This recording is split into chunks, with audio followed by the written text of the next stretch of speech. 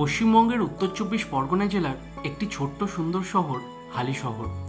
হুগলি নদীর তীরে এই সুন্দর শহরটি গড়ে উঠেছে। একটা সময় কুমোরদের হাট বসত, তাই এখানকার নাম ছিল কুমারহট্ট। আপনি যদি ভ্রমণ পিপাসু মানুষ হয়ে থাকেন তাহলে একটা দিনের ছুটিতে হালি শহর অন্যতম সুন্দর একটি ভ্রমণের জায়গা। এখানে রয়েছে বহু সুন্দর সুন্দর পৌরাণিক মন্দির, রয়েছে গঙ্গার ঘাট। সব কিছু মিলিয়ে আপনার একটা দিন বেশ ভালো কাটবে এখানে। চলুন আজকে আপনাদের সকলকে নিয়ে ঘুরে আসি এই সুন্দর জায়গা হালি শহর থেকে।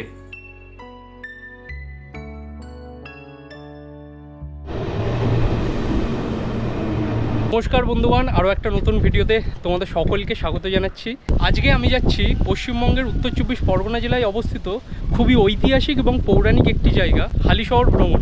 বাই দ্য ওয়ে একটা কথা বলছি, কাকিনাড়ার একটা ছোট্ট রিল ছেড়েছিলাম ফেসবুকে, তোমরা অনেক ভালোবাসা দেখিয়েছিলে। মানে 400-450-র ওপর শেয়ার করেছো, 45,000-এর ওপর ভিউজ দিয়েছো। Thank you so much. এই ভিডিওটাও সেরকম রেসপন্স দেবে আশা করছি। তাহলে চলো তোমাদের সকলকে নিয়ে ঘুরে আসি কাকিনাড়ার পর এইবার হালি শহর থেকে। সকাল 11:50 আর এই মুহূর্তে আমি পৌঁছে গেছি উত্তর ২৪ পরগনা জেলার অন্যতম ঐতিহাসিক একটি জায়গা হালি শহরে। এই হচ্ছে হালি শহর স্টেশনের 1 নম্বর প্ল্যাটফর্ম। এই দিক থেকেই বাইরে বেরোতে হয়। 1 নম্বর প্ল্যাটফর্মের বাইরে বেরোলেই তোমরা হালি শহরের যে মেন স্পটগুলো ওইগুলো ভিজিট করতে পারবে। তা এখন এইখান থেকে অটো কিংবা টোটোর নেব, তারপরে এখান থেকে চলে যাবো সেই মন্দিরের দিকে। স্টেশন থেকে মোটামুটি 4-5 মিনিট হেঁটে আসতে হয় এই অটো স্ট্যান্ড পর্যন্ত। তো এইখান থেকে মোটামুটি ওই সময় লাগে তোমার 10 মিনিট কি 15 মিনিটের মধ্যে আমরা পৌঁছে যাবো একদম মন্দিরে। তো এখন ভাড়া কত এখান থেকে? 10 টাকার বিনিময়ে পৌঁছে যাবো মন্দিরে। টোটোতেও কি সেম ভাড়া না? টোটোতে 15 টাকা নেয়, অটোতে নেয় 10 টাকা তোমার। তো চলো যেতে যেতে হালি শহরের সৌন্দর্য দেখতে পাই। স্টেশন থেকে অটোতে ওঠার পরেই আমার প্রথম গন্তব্য ছিল সাধক রামপ্রসাদের জন্মভিটে। মাতৃ সাধক কবি রামপ্রসাদের আসল কথাই ছিল, জাঁকজমকে করলে পুজো অহংকার হয় মনে মনে, লোকিয়ে মাকে করলে পুজো মানবে লোকে জগজ্জনে। এই সেই সুন্দর তীর্থস্থান। ফাইনালি পৌঁছে গেছি শ্যাম সাধক রামপ্রসাদ কালী মন্দিরের একদম ভেতরে। এবং এইখানে না 12:30টার সময় কিন্তু মন্দির বন্ধ হয়ে যায়, আবার 3:30-র সময় খোলে। তাই তোমরা যারা পুজো দিতে চাও, মানে মেন মন্দিরের ভেতর যদি এন্ট্রি করতে চাও, তাহলে 12:30টার আগে তোমাদের এন্ট্রি করতে হবে, নইলে তোমরা ভেতরে ঢুকতে পারবে না, নইলে আবার 3:30-র সময় ভেতরে ঢুকতে হবে। তা ভেতরটা না খুব সুন্দর এই মন্দিরে। দেখো কত মানুষজন এসছে এখানে পুজো দিতে, আর এখানে একটা সুন্দর প্রাঙ্গণ আছে। আর এই দিকের জায়গাটা দেখো, এটা হচ্ছে পুকুর।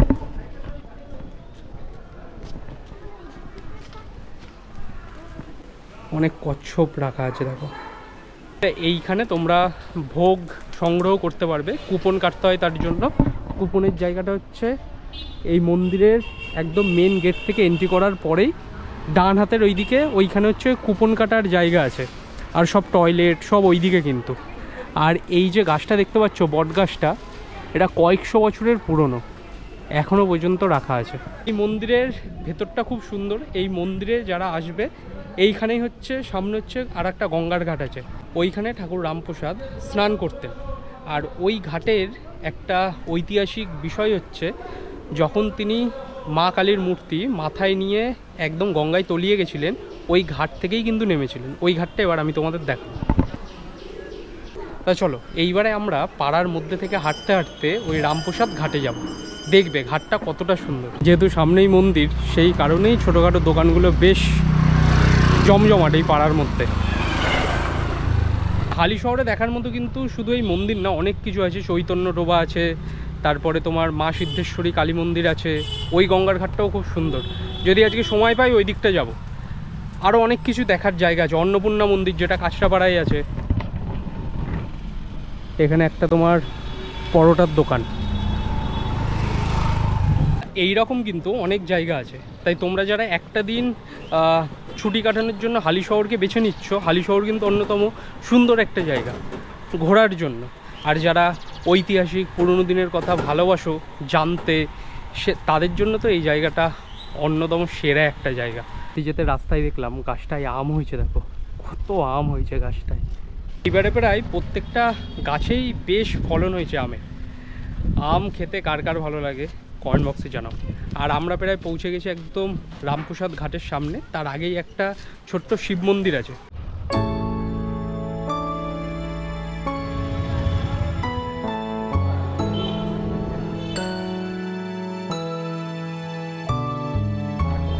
পৌঁছে গেছি হালিশহরের অন্যতম সুন্দর একটা গঙ্গার ঘাট, রামপ্রসাদ স্নানের ঘাটে। আর ঘাটটা দেখো কত শান্ত নিরিবিলি পরিবেশ।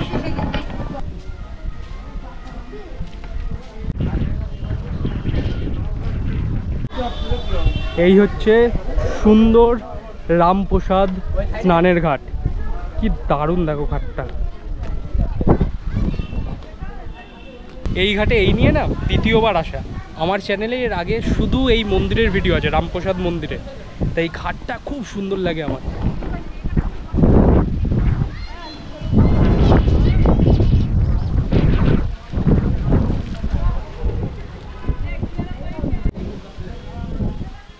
এই স্নানের ঘাটের প্রত্যেকটা জায়গাতেও কি সুন্দর অঙ্কন করা। এই ঘাটটা তোমাদের দেখালাম। এইবার আমি যাব না শ্রী চৈতন্য ডোবার দিকে। এইখান থেকে প্রায় তোমার 7-8 মিনিট হেঁটে লাগবে যেতে। ওইখানটা আরও সুন্দর জায়গা, ওইখানটা আমি কখনো যাইনি। এবার ওই জায়গাটা আমি যাবো, চলো। ডান দিকে চলে যাবে সিদ্ধেশ্বরী কালী মন্দিরের ঘাট, আর বাঁ দিকে চলে যাবে হচ্ছে তোমার চৈতন্য ডোবার দিকে। রামপ্রসাদ গঙ্গার ঘাট থেকে দীর্ঘ 10 থেকে 12 মিনিট হাঁটার পর আমরা পৌঁছে গেছি সেই প্রসিদ্ধ জায়গা হালিশহরে, একদম চৈতন্য ডোবার সামনে। এটিই হচ্ছে চৈতন্য ডোবা। দেখো মহাপ্রভু শ্রী চৈতন্যের দুটো মূর্তি রাখা আছে এই ডোবার একদম পাশেই। আর পেছনেই হচ্ছে মহাপ্রভুর এই মন্দির। কথিত আছে পৌরাণিক সময় শ্রী চৈতন্য দেব এইখানে কিন্তু এসে বসতেন। মহাপ্রভুর দুটো জায়গা, একটা হচ্ছে নবদ্বীপ আর মায়াপুর, যতটা প্রসিদ্ধ আমাদের সকলের কাছে, একটা সময় হালিশহরের এই জায়গাটিও তেমনই প্রসিদ্ধ ছিল। তাই হালিশহর কিন্তু আগের নাম ছিল কুমারহট্ট, মানে কুমোরদের হাট বসতো। যত মাটির জিনিসপত্র এই হালিশহরের একটা বড় হাট বসতো, সেখানে কিন্তু বিক্রি হতো। এটা হচ্ছে কুমারহট্ট নাম ছিল। তারপরে হাভেলি শহর বলা হতো হালিশহরকে, বর্তমানে সেটা হালিশহর নামকরণ করা হয়েছে।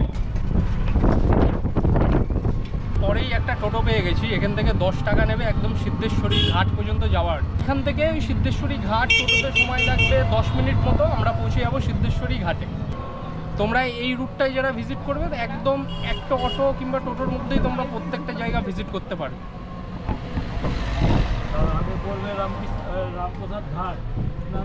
হ্যাঁ, ওইটা আমি ঘুরে এলাম। ওইটা হালিশহরের কোন জায়গা থেকে আমার ভিডিওটা দেখছো অবশ্যই কিন্তু কমেন্ট বক্সে জানিও। ভিডিও ভালো লাগলে সেটাও জানাবে, আর ভিডিও খারাপ লাগলে সেটাও কমেন্ট বক্সে জানাবে, কারণ ডে বাই ডে ইমপ্রুভ করতে পারবো। আর আমার শহর কাকিনাড়ার ভিডিও তোমরা অনেক ভালোবাসা দেখিয়েছো ফেসবুকে।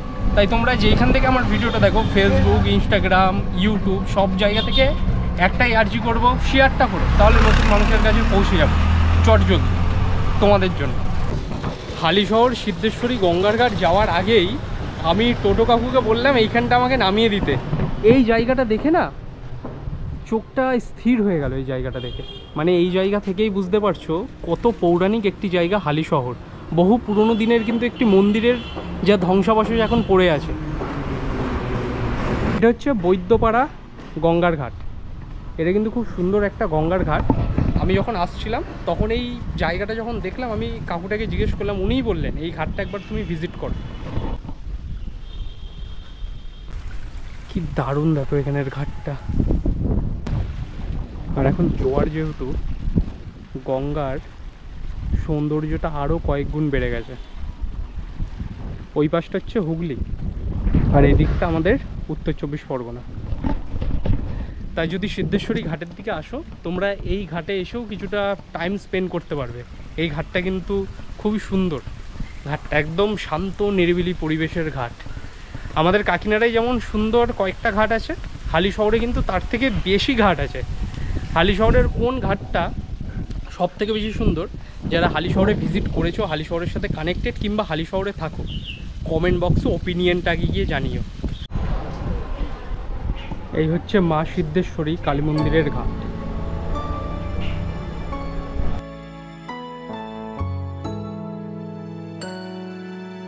আমি পৌঁছে গেছি মা সিদ্ধেশ্বরী একদম গঙ্গার ঘাটে। এইখানে হচ্ছে পুজো হচ্ছে, আর এই দেখো এটা হচ্ছে গঙ্গার ঘাট, হচ্ছে ভেতরের পরিবেশ দেখো কত দারুণ।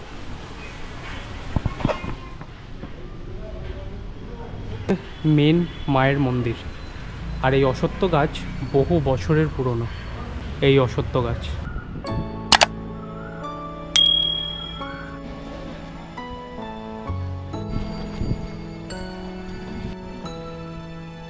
যদি হালিশহরের ভিডিও তোমাদের ভালো লেগে থাকে এবং হালিশহর থেকে যদি তোমরা ভিডিওটা দেখে থাকো, শেয়ার কিন্তু অবশ্যই চাই। দেখা হচ্ছে পরের নতুন কোনো জায়গার ভিডিও নিয়ে। সকলে ভালো থেকো, সুস্থ থেকো, টেক কেয়ার। অ্যান্ড আজকের জন্য টাটা ফ্রম এই ঐতিহাসিক জায়গা হালিশহর।